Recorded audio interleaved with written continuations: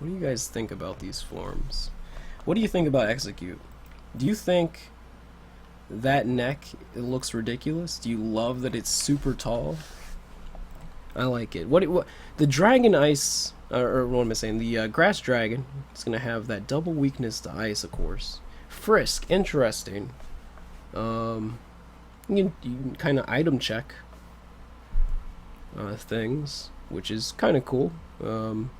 I don't actually remember what its other ability was. I'm assuming it'll have other abilities too, since this is not like a mega form. This is basically a different evolution line. It looks like, kind of, which, especially considering that the Execute itself looked normal. It looked like regular Execute. So, man, that Dragonite got destroyed. It makes sense, right? It makes sense. Palm Tree, Alola region. It makes sense that they'd make it look like that. I wonder if they're gonna like say it's the tallest Pokemon. Oof, God, got destroyed.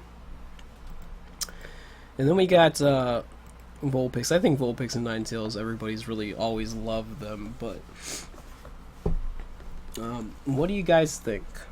Do you like Ice Vulpix, Ice and Fairy Ninetales? Do you like that idea? Do you like what they look like? I mean, Vulpix looks pretty similar. There's just a few design choices changed besides the coloring in it, but it definitely has a different look to it. And then the hair of Ninetales makes it look really, really different, I think.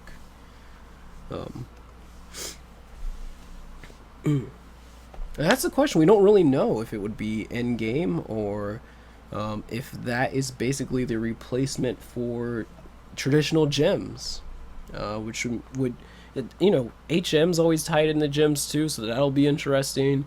It looks like there's definitely different ways to get around with these probably rental Pokemon, so you might not need a lot of the traditional HMs that you usually would need. Which I like that. I like changing things up a little bit like that, not requiring you to keep a Pokemon with you that needs to do a certain function for an HM, which always made your endgame team even more different than any competitive teams that you made in the future. You like the look of Ice Vulpix and Ninetales? Absolutely beautiful design. The hair of Ninetales flows very well. Yeah, and also think of it look at it this way. It gets this typing. Snow Cloak's the ability on here. I'm sure there'll be probably three abilities. I would guess there'll be three abilities for each of these, so you could get something pretty interesting. Ice and Fairy, that typing does not bode well against fire types, but a cool combination, something new. And I think it kind of fits. It kind of feels like a fairy type. Interesting that Vulpix. You know what? I forgot to mention this for. I forgot to mention this for Exeggutor too. Let's see if I can find it. All right, where was it? Let's see if I can find this here. Alright, so for Exeggutor, real quick, it says, unlike other Exeggutor, the Alolan Exeggutor has a fourth head on its tail. Doesn't that kind of sounds weird, doesn't it? This fourth head controls its tail independently and can take on opponents to the rear that it can't be reached from its main head attack. So that's interesting. It watches its own back. So then we got on to Alolan Vulpix. It's Ice type. It said that Vulpix came from came to the Alola region together with humans, but the fox Pokemon moved to snowy mountain peaks to avoid the normal habitats of other Pokemon, and thus ended up taking this form. So basically, its environment changed, its typing changed, probably its stats, its evolution, all that stuff. When you've got the Alolan Ninetales, which takes the ice type and adds the fairy type to it. The Alolan Ninetales is able to produce ice crystals from its fur that covers its body. It can use these ice crystals to block attacks, or it can form ice balls, or form balls of ice with its fire. Like, oh, it fires like bullets. I was like, what? It's fire at opponents.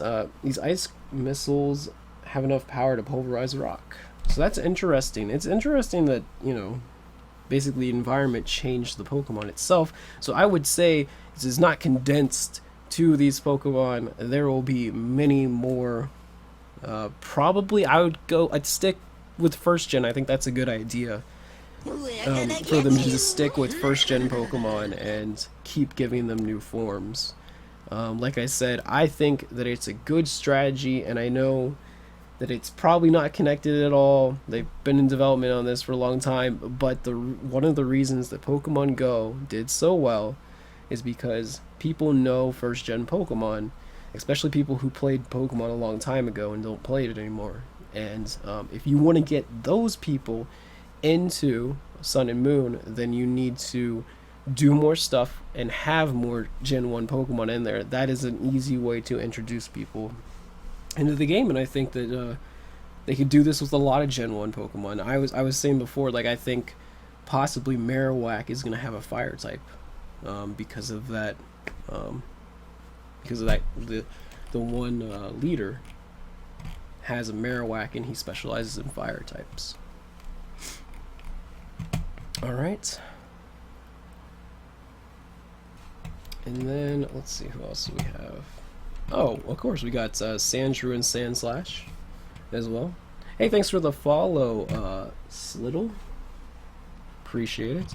So we got Sandshrew and Sandslash. Their new ice typing.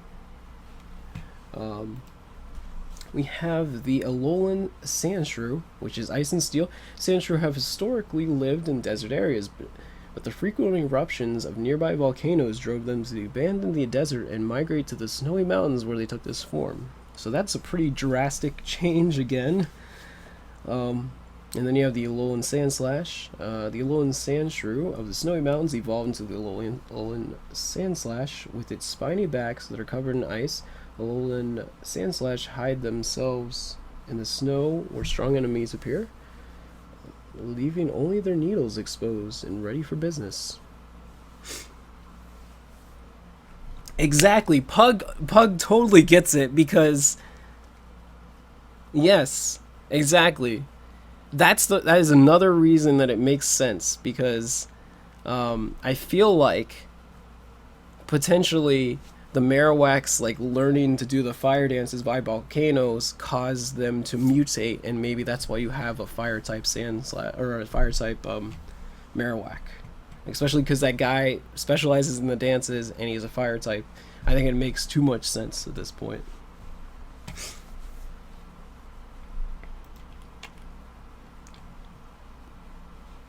Okay. So I think that covers all of the new form Pokemon. Our Gen 1 Alolan forms.